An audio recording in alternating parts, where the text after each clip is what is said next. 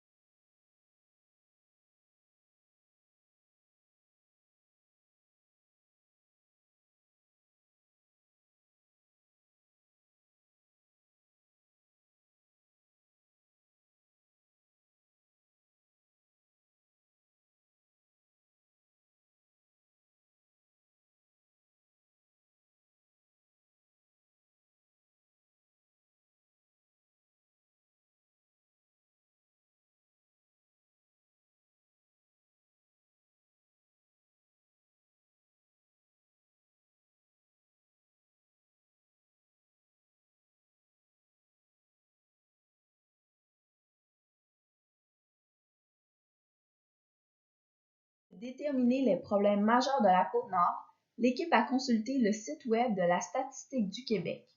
Le tableau complémentaire du rapport de la santé de la population Portrait d'une richesse collective pour situer la Côte-Nord par rapport au reste du Québec.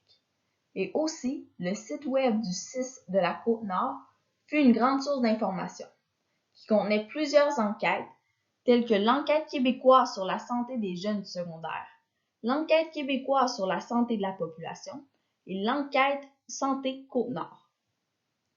Il est important de mentionner que les données spécifiques sur l'état de santé des personnes d'origine autochtone du territoire furent difficiles à trouver.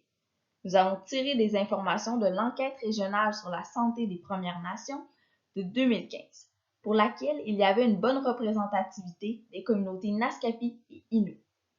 Enfin, nous avons contacté au téléphone une infirmière clinicienne, agente de prévention et de promotion à Arles-Saint-Pierre. Elle nous a fourni sa rétroaction sur la situation de santé de la population nord-côtière et sur les interventions mises en place.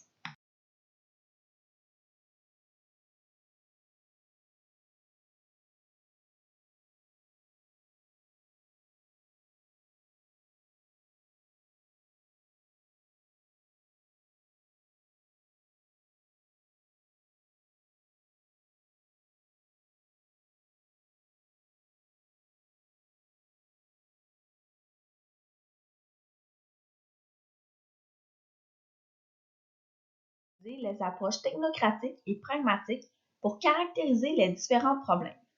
Avec l'approche technocratique, nous avons examiné les indicateurs sanitaires de mortalité, de morbidité, d'invalidité, d'incidence et de prévalence pour évaluer l'ampleur et la sévérité des différentes problématiques. Parmi ces indicateurs, nous avons relevé ceux qui montrent une situation moins favorable sur la Côte-Nord que dans le reste du Québec et sur lesquels il y a des possibilités d'action démontrées. Ensuite, nous avons tenu compte des indicateurs sociodémographiques qui ont un impact sur les problèmes comme les indices de défavorisation, le revenu, le niveau de scolarité et l'accès aux services. L'approche pragmatique fut basée sur certains indicateurs reflétant l'opinion des citoyens, tels que la perception du poids corporel, sous-estimation contre surestimation. Le processus décisionnel qui a mené au choix de la problématique prioritaire de la Côte-Nord. Nous avons utilisé la méthode de Henlon pour prioriser les problèmes majeurs de chacun des secteurs. Puisque cette méthode s'applique mal à nos problématiques de santé environnementale, nous avons utilisé une grille d'analyse pour celle-ci. Nous sommes parvenus à identifier un problème majeur pour chaque secteur, soit l'érosion des berges pour la santé environnementale, la surdité professionnelle pour la santé au travail, la chlamydia pour les maladies infectieuses et l'embonpoint obésité pour la promotion-prévention. Ensuite, nous avons procédé avec une méthode d'ordonnance, soit la comparaison par pair. Les éléments considérés étaient l'ampleur et la sévérité du problème, ainsi que l'écart des indicateurs dans la région par rapport au reste du Québec.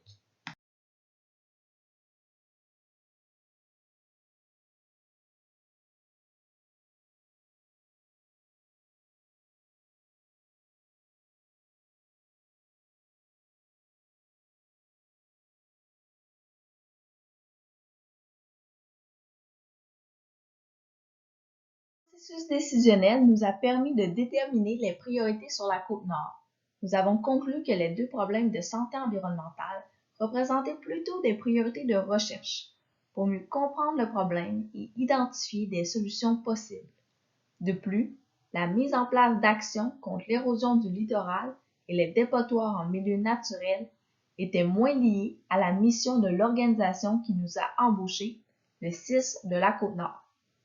Et donc, la faisabilité organisationnelle d'un programme d'intervention aurait été plus complexe. La chlamydia et l'obésité ont été difficiles à départager. Nous avons donc discuté davantage en regardant les deux problématiques selon les éléments du Community Assessment Priority Setting Model, qui comprend la magnitude, la sévérité, l'urgence, les inéquités sociales, le caractère prévisible et le support de la communauté. Nous sommes ainsi parvenus à un consensus en faveur de l'obésité car ce problème touche une plus grande proportion de la population et il est associé à de multiples comorbidités ayant un impact grave sur la santé. La justification du problème d'obésité sur la Côte-Nord. En lien avec le critère technocratique, plus de 6 habitants de la Côte-Nord sur 10 sont en surplus de poids. Aussi, 10% des jeunes secondaires sont obèses en 2016-2017, ce qui est une hausse significative à comparer des données de 2010-2011.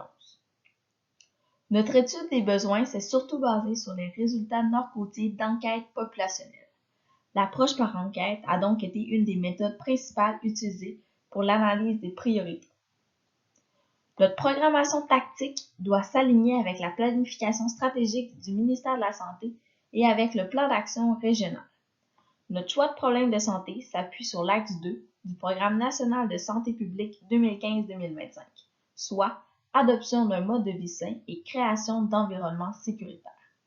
Le problème du surpoids chez les adultes et les jeunes secondaires est préoccupant dans la région de la Côte-Nord, et ce, malgré les initiatives de santé publique mises en place. Faut-il agir en amont de l'obésité? Voici un portrait de sa morbidité.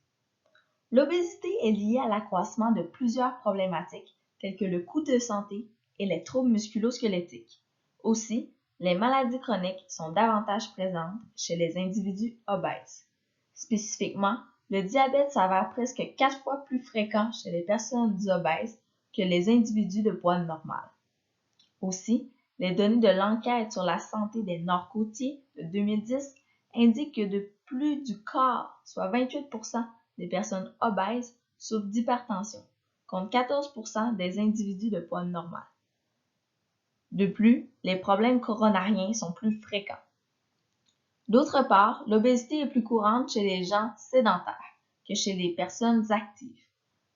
Un peu plus du tiers des élèves du secondaire de la région sont considérés comme sédentaires, c'est-à-dire qu'ils pratiquent de l'activité physique moins de 1 fois par semaine. Une sous-productivité est aussi remarquée auprès de ces individus.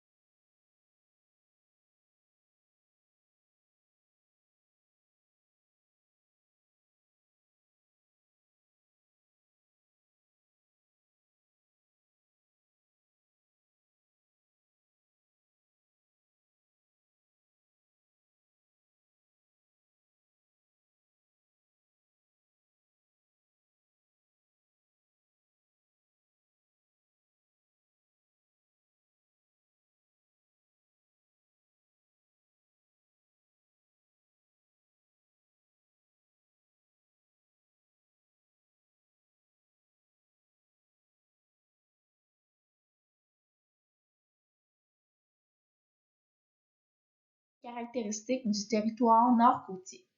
Dans le plan d'action régional 2016-2020, la Direction de santé publique mentionne qu'elle se doit d'être un leader pour la création de liens entre les partenaires intersectoriels et la communauté. Un des objectifs, selon l'approche populationnelle, est le renforcement de la capacité des personnes à agir sur leur santé.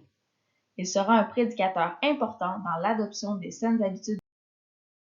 Des déterminants choisis pour améliorer la situation nord-côtière vis-à-vis de l'obésité. Le premier déterminant est l'autonomie alimentaire. Le second, le statut socio-économique. Le troisième, les boissons sucrées. Le quatrième, l'activité physique. Et le cinquième, les habiletés motrices fondamentales. Voyons maintenant chacun des déterminants plus spécifiquement.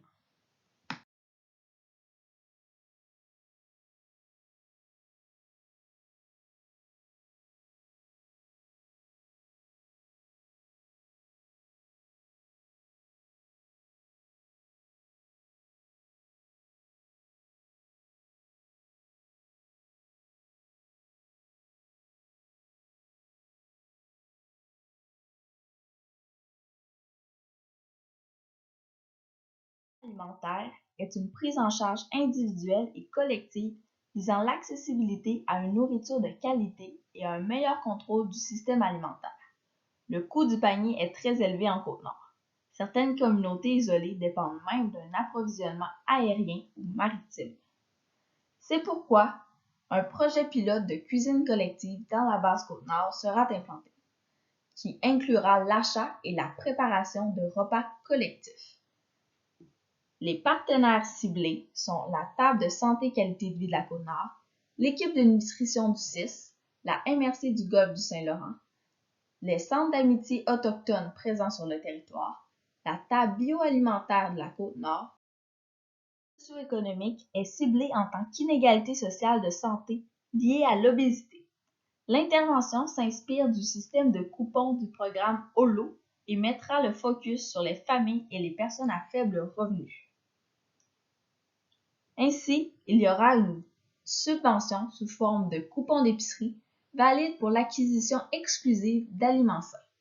Les endroits visés de l'intervention sont sur le territoire de la base Côte-Nord. Les partenaires probables sont la Table santé qualité de vie de la Côte-Nord, la Table des organismes communautaires de la Côte-Nord, les jardins communautaires, Centraide Côte-Nord, l'équipe de nutrition du CIS et les municipalités de la base Côte-Nord.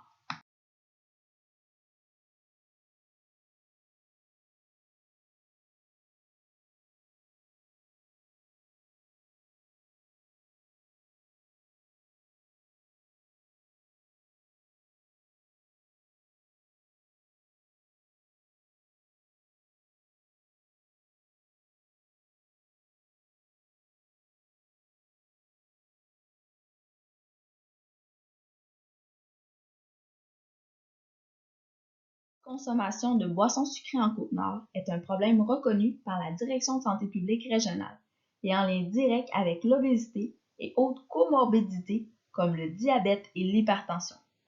Il s'agit également d'une des priorités ciblées par le Programme national de santé publique du Québec. Ainsi, un kiosque de sensibilisation lors de certaines manifestations sportives ou culturelles sera installé. Ainsi, la présence des citoyens sera mise à profit, mais aussi des employeurs pour influencer les milieux de travail.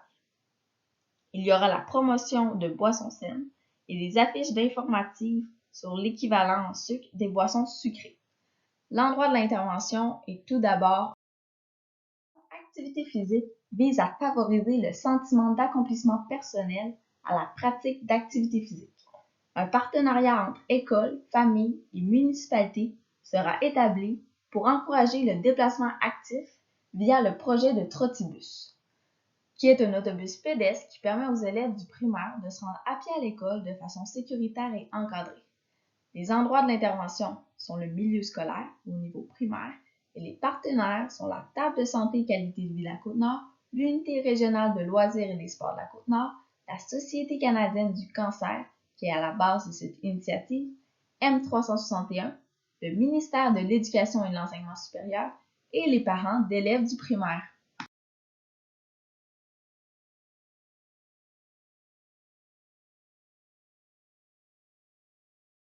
L'intervention vise à augmenter la pratique d'activité physique via des séances d'exercice spécifiques visant les habiletés motrices fondamentales. Ces habiletés sont de grands prédicateurs de pratiques sportives à l'âge adulte. La période critique pour les apprendre se situe avant l'âge de 12 ans. C'est pourquoi cette population est spécifiquement ciblée dans l'intervention. De surcroît, les programmes d'activité sont une occasion d'intégrer le savoir-faire autochtone en incluant des éducatifs des Native Youth Olympic Games. Les partenaires pour plusieurs liens existent entre les interventions. Tout d'abord, chacune d'elles vise la diminution significative de l'obésité. Spécifiquement, l'intervention 1 et 2 cible les individus à faible statut socio-économique et se situe en Basse-Côte-Nord. Alors que l'intervention 1, 2 et 3 ont des partenaires communs. L'intervention 3, 4 et 5, quant à elle, pour réduire l'obésité sur la Côte-Nord, 5 interventions complémentaires seront mises en place. Celles-ci évolueront au fil du temps.